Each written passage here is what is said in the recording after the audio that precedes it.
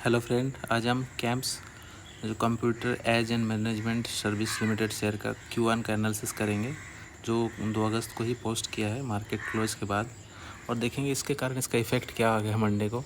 ठीक है, तो इसका जो स्टैंड लोन बिजनेस है उसका रिजल्ट पे एनालिसिस करेंगे, उसके बाद हम उसका कंसोलिडेटेड रिजल्ट का एनालिसिस करेंगे। ठीक है, तो इसका जो मेन बिजनेस कंसोलिडेटेड बिजनेस है, जो आपका रजिस्ट्री का बिजनेस है, जो मैक्सिमम परसेंटेज अगर रेवेन्यू इसी से आता है 87% तक का। बाकी इसका जो सब्सिडरी कंपनी है जैसे कि कैम्प्स कैरा, कैम्प्स पे, बीमा सेंट्रल, ठीक है, इस तरह बाकी सब सब्सिडरी कंपनी मिला के इसका ऑलमोस्ट वेटेज अगर देखा जाए टोटल रेवेन्यू में, तो ऑलमोस्ट ये 13% तक का रेवेन्यू का वेटेज है उसमें। तो इसका मेन बिजनेस पे ही ज़्यादा इसका रेवेन्यू फोकस है कि जो म्यूचुअल फंड का बिजनेस, रजिस्ट्री का बिजनेस है, वही इसका मेन बिजनेस है। और उसी में अगर रेवेन्यू में कोई गिरावट आएगा तो ही इसमें प्रॉब्लम आ सकता है, बाकी इसका वो सब छोटे प्रोपोर्शन में है।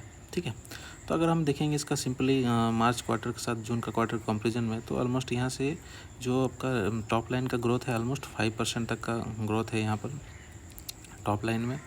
और अगर इसका नेक्स्ट इसका जून क्वार्टर के साथ जो प्रीवियस ईयर 23 का जून के साथ क्वार्टर में करेंगे, तो ऑलमोस्ट यहाँ से 26% तक का रेवेन्यू में ग्रोथ दिख रहा है, जो टॉप लाइन इसका ग्रोथ है। तो काफ़ी अच्छा ग्रोथ है कि टॉप लाइन में 26% तक का ग्रोथ कोई स्टॉक में, तो ये इसका टॉप लाइन काफ़ी अच्छा है, मतलब सेलिंग्स काफ़ी अच्छा है, इसलिए कि ग्रोथ 26% तक का सभी स्टॉक में आपको दिखता नहीं, मुश्किल से 10, 12, 15% तक जाते हैं। ठीक है, कुछ है जो सेक्टर में मोनोपोली स्टॉक है उसी टाइप का स्टॉक में ही इतना ज़्यादा सेलिंग दिखता है। ठीक है, नेक्स्ट हमारा एरिया जो है प्रॉफिट का, उसमें भी अगर देखेंगे Q1 क्वार्टर टू क्वार्टर 5% तक का ग्रोथ दिख रहा है। तो दोनों भी जो ये डाटा है ऑलमोस्ट ये लाख में दिया है, क्योंकि ऐसा नहीं कि करोड़ों में है, ये लाख में एरिया, जैसे 9,695। और सेम उसी तरह से जो प्रीवियस ईयर जून क्वार्टर के साथ अगर कंपेरिजन करेंगे, तो ऑलमोस्ट इसमें भी ग्रोथ ऑलमोस्ट 39% तक का प्रॉफिट का ग्रोथ है। तो स्टॉक में प्रॉफिट लीवरेज भी है, जो रेवेन्यू से ज़्यादा ही प्रॉफिट बनाता है।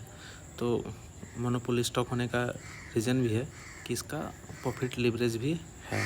ठीक है, सेम उसी तरह अगर इसका EPS भी देखेंगे, तो EPS में भी स्टॉक में ग्रोथ हुआ है, स्टॉक में EPS का भी ग्रोथ है। ऐसा नहीं कि काफ़ी ज़्यादा होने के कारण भी कोई स्टॉक का EPS में डाइल्यूशन कुछ ज़्यादा ही हो जाता है, उसके कारण EPS में डी ग्रोथ होता है। तो EPS में भी अगर देखेंगे कि क्वार्टर टू क्वार्टर 5% तक का ग्रोथ EPS में भी है, और मेन उसका जो ईयरली में है वो 39% तक का। तो कंसोलिडेटेड जो मेन बिजनेस है इसमें कोई प्रॉब्लम नहीं दिख रहा है, तीनों ही जो मेन एरिया होता है। बाकी आगे डीपली एनालिसिस करना है तो उसका एक्सपेंस वगैरह भी चेक कर सकते हैं, बट हमें जो मेन 3 एरिया है वो तीनों एरिया में ही स्टॉक ऑलमोस्ट ये पास दिखता है कि स्टॉक का जो मेन बिजनेस एरिया है, जो रजिस्ट्री का बिजनेस है, तो उसमें कोई प्रॉब्लम दिख नहीं रहा है स्टॉक में। बाकी इसका जो कंसोलिडेटेड रिजल्ट है वो भी हम देखें कि कंसोलिडेटेड बाकी इसका सब्सिडरी जब आता है तो स्टॉक में या रिजल्ट में क्या दिखता है कि रेवेन्यू में कहीं कम वगैरह तो नहीं हो रहा।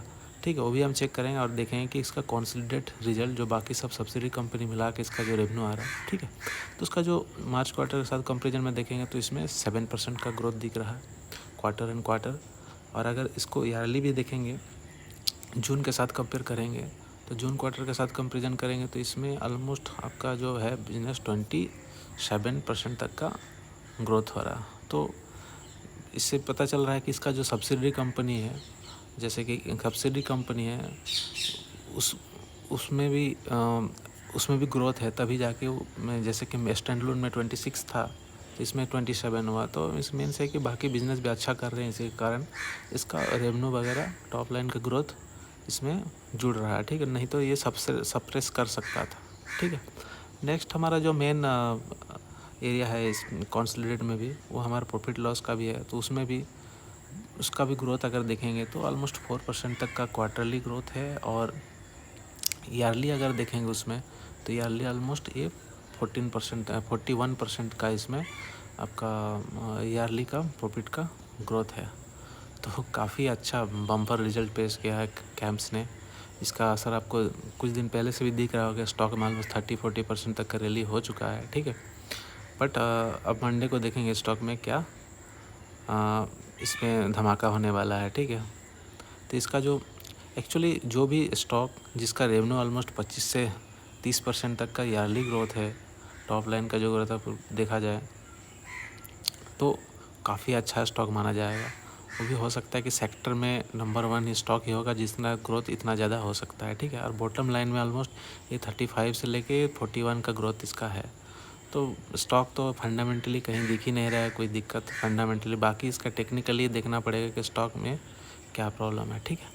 बाकी इसका अगर बिजनेस आपको पता है कि जितना भी म्यूचुअल फंड बड़ा कंपनी है, ठीक है, जैसे HDFC, ICICI, SBI, कोटक और न्यू में हो गया वाइट ओक वगैरह, ठीक है।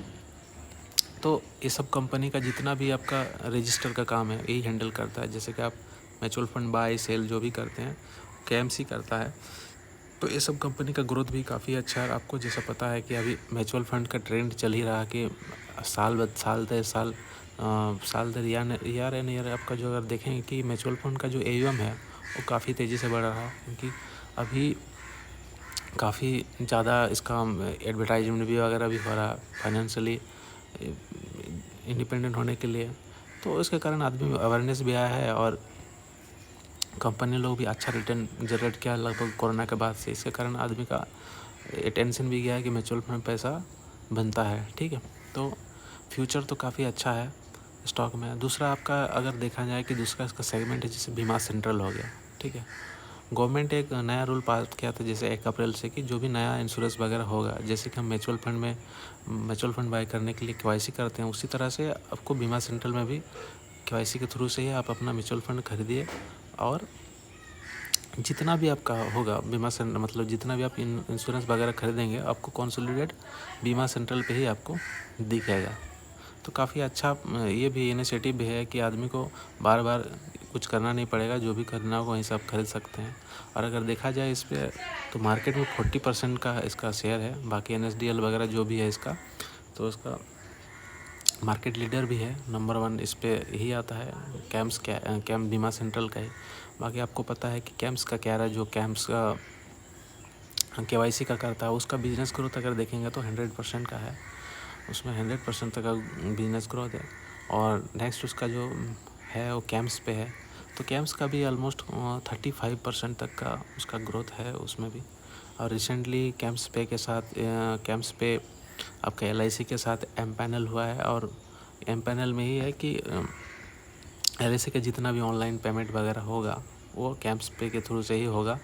बाकी उसका नेक्स्ट डील आपका ICICI के साथ भी चल रहा है कि अगर उसके साथ फाइनल होता है तो ICICI भी अपना जो जितना भी इंश्योरेंस का पे वगैरह होगा वो कैम्स पे के थ्रू से ही करेंगे। तो ओवरऑल अगर देखा जाए तो स्टॉक काफ़ी फंडामेंटली है, प्लस फंडामेंटली तो काफ़ी अच्छा स्टॉक है और इसका बिजनेस मॉडल भी काफ़ी धांसू है, फ्यूचरिस्टिक है, ठीक है। तो स्टॉक अपना वॉच लिस्ट में ज़रूर इसको रख सकते हैं, जिसका उसका जो टेक्निकल एनालिसिस नेक्स्ट वीडियो में करेंगे, क्योंकि वीडियो काफ़ी बड़ा हो गया। अगर यहीं पर अगर हम ये करेंगे तो हो सकता है वो बोरिंग हो कि सेकंड वीडियो में हम अपना इसका देखेंगे कि कहाँ पर ये बाइंग एरिया बनता है, ठीक है। तो थैंक यू फ्रेंड, अगर वीडियो अच्छा लगा तो चैनल को ज़रूर लाइक करिए, सब्सक्राइब करिए एंड शेयर करिए।